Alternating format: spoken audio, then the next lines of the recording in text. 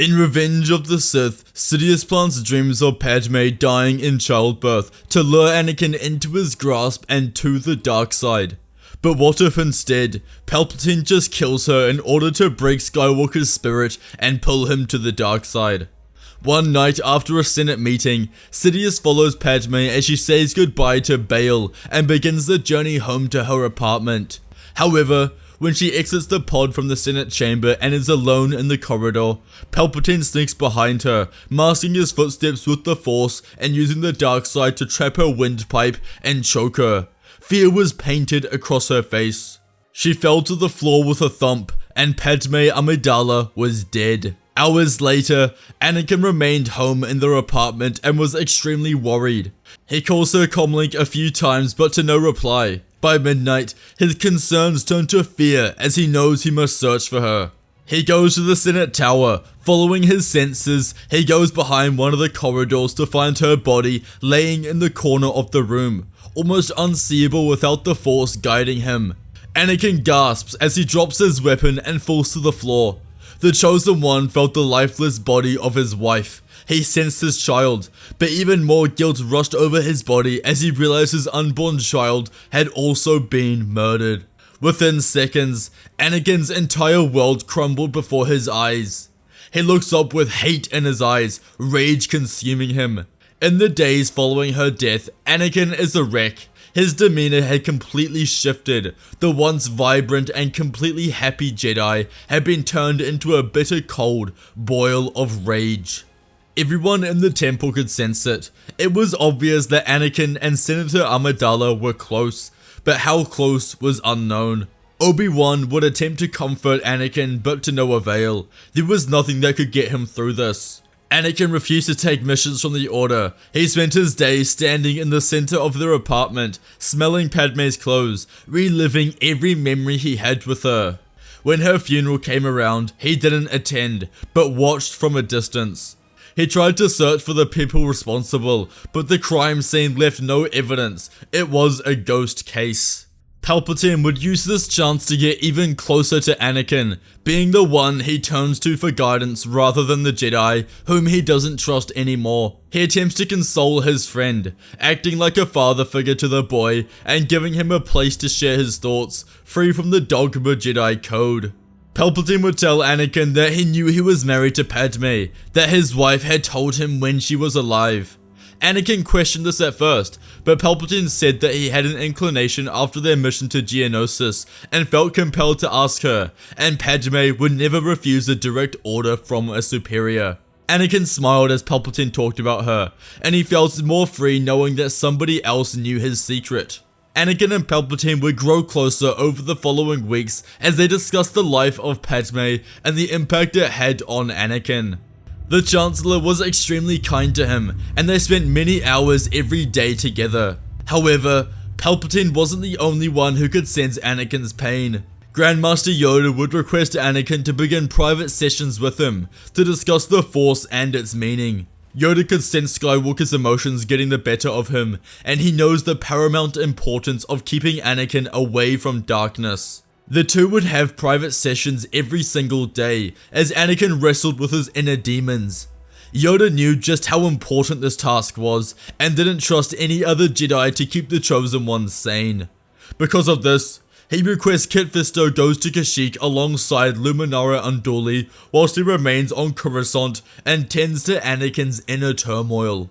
During these sessions, Anakin admits to Yoda that he had strong feelings for Padme. Though not admitting their relationship, Yoda understood that he had romantic feelings for the senator. Yoda instills wisdom of 1,000 years in the boy. This means that Anakin was receiving tutelage from Yoda and Palpatine simultaneously, two of the most powerful beings in the galaxy. With Yoda, he practiced the light side of the Force, learning to overcome his emotions and not let them consume him. But Palpatine, his methods focus on harnessing his emotions, allowing his pain and hatred to take over and fuel his Force powers. Palpatine was subtly manipulating Anakin's thoughts, encouraging the dark side while sneakily showing why the Jedi are dogmatic and arrogant. He encouraged Anakin to believe that the Jedi were to be blamed for her death, If only he could have openly loved Padme, then he would have been able to protect her from danger. But because of the strict and narrow code, this was forbade. He missed her more than anything in the world. He desired to go back in time and agree to travel to Naboo to raise their child. They would be there right now, their son or daughter alive. He would never forgive himself. Palpatine would delay his plans compared to Revenge of the Sith, believing that he needed to draw Anakin deeper to the dark side. Unlike Revenge of the Sith, there was no pressing clock such as Padme giving birth and dying. Yoda felt like Anakin had approached his emotions enough to re-enter battle, and when San Hel launched an attack on Atollon and took the Prime Minister hostage, he knew it was time for the hero with no fear to return to the Clone Wars. Anakin and Obi-Wan, alongside the 501st and 212th, launch an attack into the Lothal system. The fight commences with the Republic troops entering the planet by gunships. Kenobi and Commander Cody were inside a gunship as Anakin and the 501st provided support from the sky. Kenobi lands and begins his ground assault, slaughtering battle droids and getting his men into position. Anakin was met with gunfire from mounted turrets before droid starfighters were deployed to initiate a dogfight. Anakin and his clones communicated effectively to ensure a victory, not allowing the enemy starships to fire upon Kenobi's position.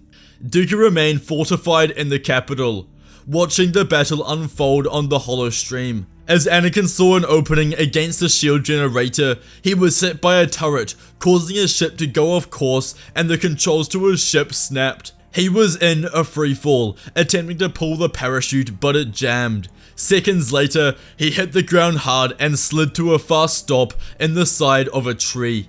As Anakin wakes up from being unconscious, he doesn't know where he is or how much time has passed. As he gets to his feet, he hears a strange voice calling to him. Come to me. I can help you. Anakin follows the voice, not knowing its destination. As he moves past ruffled trees, he sees a large mammal-like entity staring at him. Welcome, Anakin Skywalker, son of the Force. I am the Bendu. Anakin can sense the Force within the being. He knows he is a powerful entity. Your presence is like a violent storm. You feel guilt. Why? Anakin was in the middle of nowhere, speaking to a random creature. He took a seat and closed his eyes. My wife died, and it's all my fault. I couldn't save her. Anakin was confused. He didn't know what he was doing. The ground around him began to shake as everything went dark, and suddenly he was thrust into another plane. Anakin faced manifestations of his grief and guilt. In this vision, Anakin first encountered a twisted, nightmarish version of himself, symbolizing his darkest regrets and fears. Battling this shadow self, he was forced to confront his anger and pain that had consumed him since Padme's death. Anakin was suddenly transported amidst a chaotic scene where a village was on the brink of destruction from a powerful storm. Despite his best efforts, he couldn't save everyone, forcing him to face the helplessness he felt when he couldn't save Padme. Through this trial, Anakin began to understand that not all events are within his control, and that some losses are inevitable. This realization allowed him to release his self-blame, acknowledging that his grief and guilt were natural, but not insurmountable. By accepting this, Anakin started to forgive himself and move forward, understanding that Padme's death was not his fault. As Anakin was brought back to Atollon, tears began to stream down his face. You see, boy, we do not choose the events that happen. People desire to inflict pain upon others for self-gain. Guilt is always hungry. Don't let it consume you. Anakin paused. He wondered if the Bendu was insinuating that Padme had been killed for a purpose. Thank you for your help, Master Bendu. I will never forget these lessons. The Chosen One returns to the capital city, where he finds that Obi-Wan had successfully rescued the Prime Minister, but unfortunately, San Hel had escaped. When they return to Coruscant, Anakin doesn't tell anyone of his experience with the Bendu, but Yoda believes that he can see a small shift within the boy. However, when Anakin goes to visit Palpatine after his victory, the Dark Lord believes that now it is time to complete his plans. He has been coercing Anakin to the dark side for months, and he believes that the death of Padme and the immense inner turmoil that followed will be enough to turn him to the dark side. In his office, Palpatine reveals that he is the Sith Lord. As Anakin stares at Palpatine in disbelief, he recalls back to his time with the Bendu, who alluded to the fact that Padme was killed for a purpose. Anakin wasn't stupid, and now could see that Palpatine had acted like a friend to him for years to pull him closer to the dark side. He thought of their training together since her death, how he spoke ill of the Jedi and encouraged the dark side. Anakin's jaw clenched as he realized that Palpatine killed Padme. Anger rushed over him as he ignites his lightsaber and swings for Palpatine, screaming that this is for Padme. Palpatine blocks the initial strikes before locking blades with Anakin and telling him to release his anger. Only then will he be able to turn fully to the dark side. They swing at each other's heads, not showing any mercy for one another. Anakin can see that he isn't powerful enough to defeat Palpatine by himself. He needs help. As their blades break the window, Anakin looks to the streets below and jumps to safety. The fight ends in a draw. Anakin catches onto a speeder and sends a message to the Jedi Council, calling for an emergency meeting. Chancellor Palpatine is the Sith Lord. Anakin, Yoda, Obi-Wan, and all remaining council members meet in the council chambers immediately. They know that now is their time to defeat the Sith. They can't wait any longer. However, after Anakin left, Palpatine pulled out his comlink and executed Order 66. There was no reason for him to delay it any longer. The facade as the Sith had been revealed. Clones began to rush into the temple and fire at everyone on sight. The council knows that they have to divide their attention. Yoda commands Obi-Wan, Plo Koon, Ki-Adi-Mundi, Agen Kola, and Saesee Tiin to go to Palpatine's office whilst they defend the temple. Yoda believes that they have enough strength in numbers. As they arrive in the Chancellor's office, he smirked.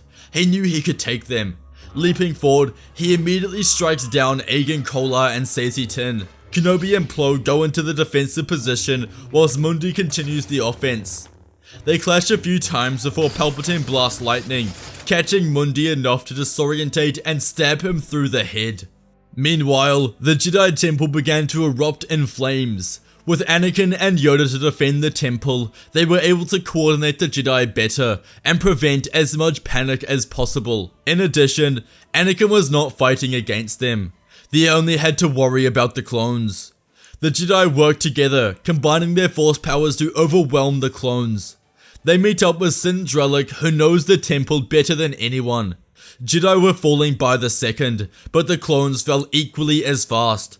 Kenobi and Koon combined their attacks, knowing that they have to work together to defeat Sidious. The Sith Lord cackled as he swung with malice. Obi-Wan was the first to go, getting hit in the arm and leg and falling to the floor. Sidious against Plo didn't last long, as Plo tried to be offensive and found himself left defenseless. Palpatine decapitates him. He walks over the groaning Kenobi on the floor and laughs. He has failed. Sidious blasts Obi-Wan with lightning until he catches flame and burns alive. With the Jedi's death, Palpatine believes that he has won. He goes to the Senate and turns the Republic into the Galactic Empire, whilst the clones demolish the temple. But the Jedi were slowly mounting a formidable defense. They had lines of temple guards, preventing further access for clone troopers, whilst Anakin and Yoda assisted in defeating them. The Jedi turned the tide of the battle, and were now slowly winning. After his speech, Captain Rex, the clone in charge of the attack on the Jedi Temple, contacts Lord Sidious and tells him they are overrun.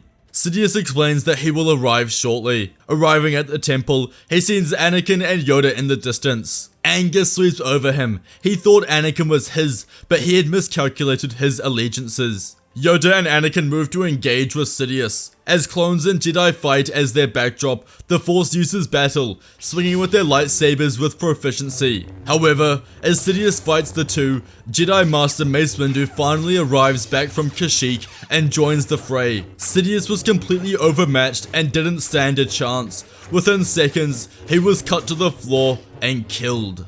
After Sidious's death, Yoda, Anakin, and Mace were able to successfully defend the temple and destroy all of the clones. Anakin knew that if Palpatine arrived at the temple, then Obi-Wan was unsuccessful and had died.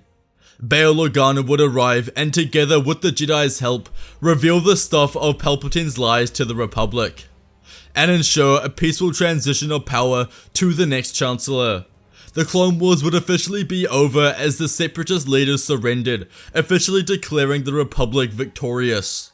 Yoda congratulated Anakin on the victory, and explained that he can sense a change within him. He asked what happened. Anakin explains the Bendu, and the lessons that he learned on Atollon. Yoda was impressed. He is a true Jedi who through adversity achieved balance. Anakin will be granted the rank of Master, and become a pivotal member in ensuring the rebuilding of the Order. Due to their more effective defenses during Order 66, over 30% of the Order survived, meaning that there was still over 3,000 members to begin anew. They returned to being peacekeepers in the galaxy. Anakin Skywalker had completed his destiny. He thought back to Padme and reminisced of her. This time not in anger, but in happiness of the life that she had.